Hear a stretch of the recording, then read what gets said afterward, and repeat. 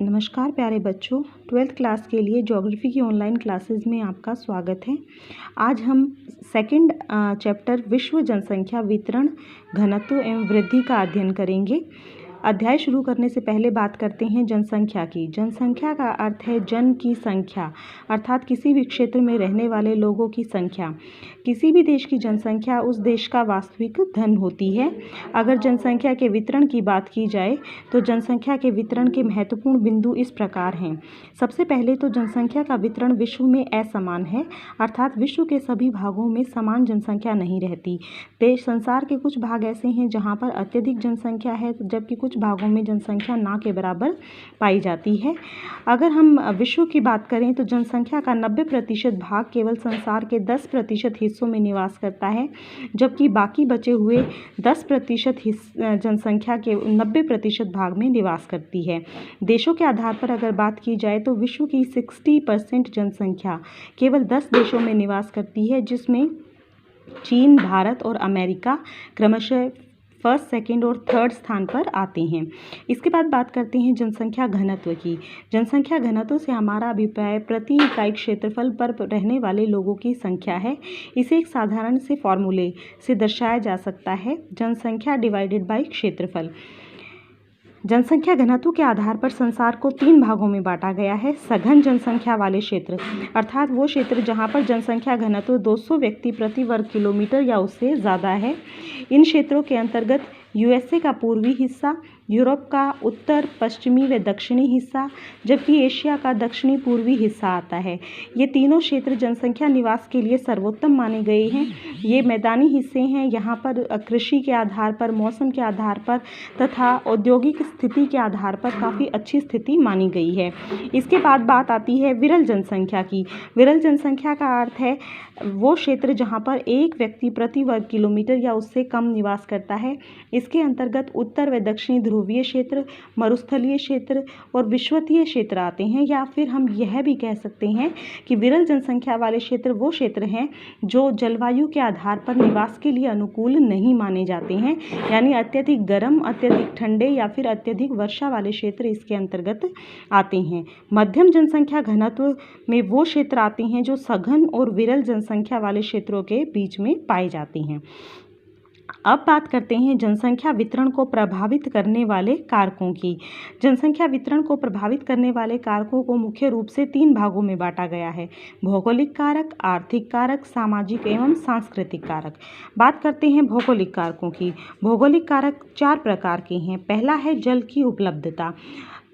आदिकाल से मनुष्य की प्रवृत्ति रही है कि वह अपने निवास के लिए उन क्षेत्रों को चुनता है जहाँ पर जल की उपलब्धता पाई जाती है। उदाहरण के लिए प्राचीन सभ्यताओं की बात की जा सकती है, क्योंकि जल ही मनुष्य के विभिन्न कार्यों के लिए यथा खेती, उद्योग धंधे आदि के लिए आवश्यक माना गया है। इसके बाद बात आती है भू आकृति की।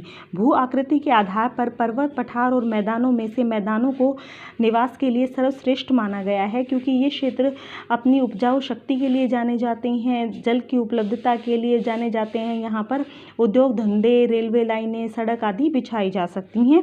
इसके बाद बात करें जलवायु की, तो जलवायु के आधार पर भी जहाँ पर जलवायु सम पाई जाती है, अर्थात रहने के लिए अनुकूल पाई जाती है, उन क्षेत्रों में ही जनसंख्या सर्वाधिक निवास करती है, जैसे कि दक्षिण पूर्वी एशिया के क्षेत्र।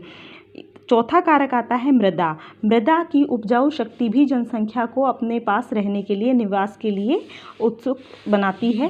तो जैसे भारत में गंगा का मैदानी हिस्सा हम कह सकते हैं कि अत्यधिक जनसंख्या के लिए जाना जाता है। दूसरा जो महत्वपूर्ण कारक है जनसंख्या के लिए वो है आर्थिक कारक। आर्थिक मतलब जहाँ पर जनसंख्या को अपने काम धंधे मिलते हैं, वो कारक। इसमें पहला है खनिज की उपलब्धता। जहाँ पर खनिज पाए जाते हैं वहाँ उन खनन क्षेत्रों में जनसंख्या अधिक निवास करती है।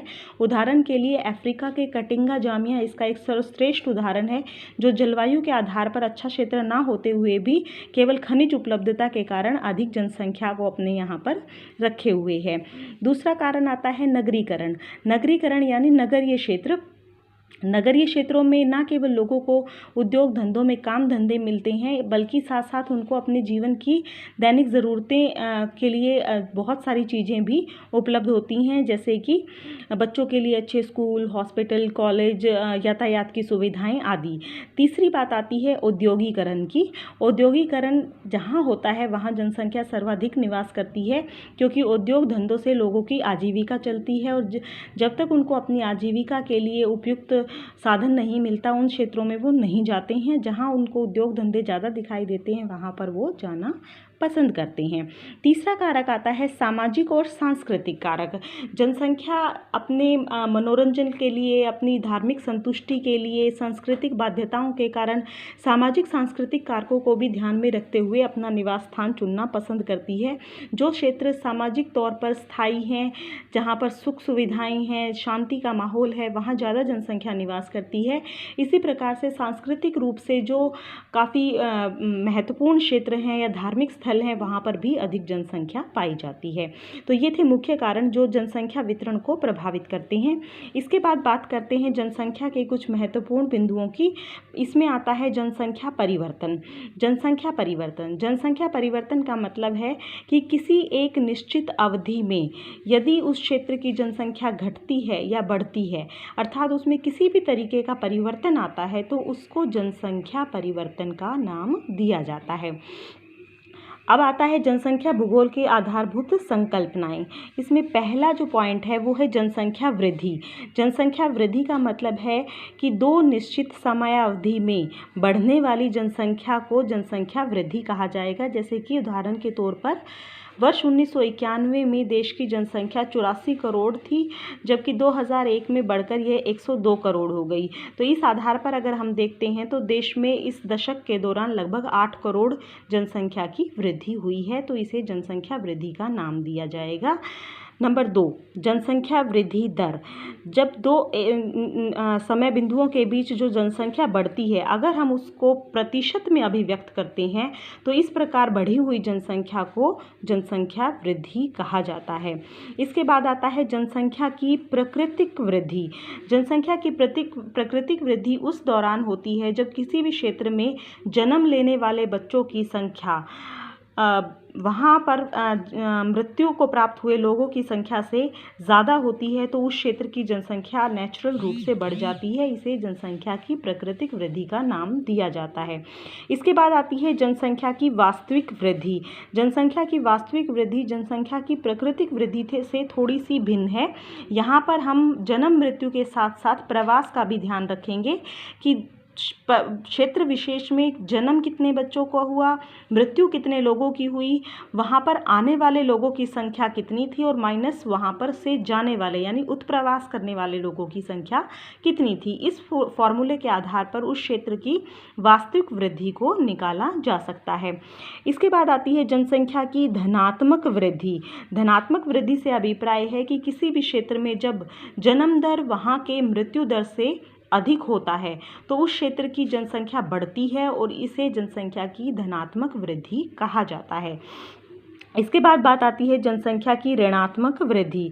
ऋणात्मक वृद्धि उस समय होती है जब क्षेत्र विशेष में जन्म दर कम होता है और प्रवास ज़्यादा होता है, तो इस हिसाब से उस क्षेत्र में जनसंख्या घट जाती है, और इसे जनसंख्या की ऋणात्मक वृद्धि कहा जाता है।